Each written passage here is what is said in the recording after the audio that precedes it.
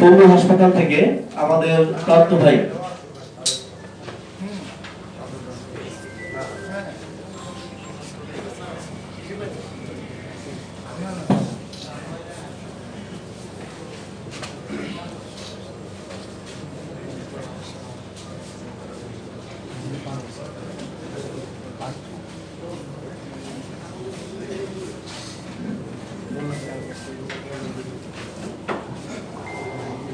উপস্থিতি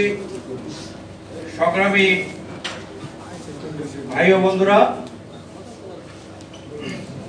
আজকে আমরা যেই দাবি নিয়ে এবং যেই গোল টেবিল বৈঠকটা মূলত আয়োজন করা হয়েছে, সেটার মূল দাবি ছিল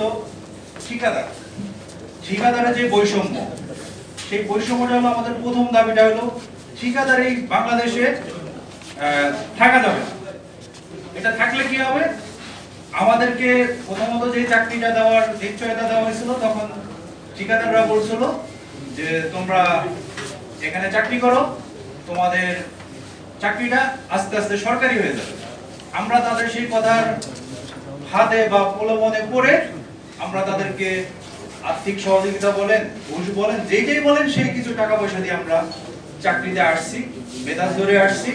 আর টাকার জোরে আসছি, যেভাবে আসছি তাদের প্রলোভনে পড়ে আসছি। এবং তাদের সাথে আমাদের যেই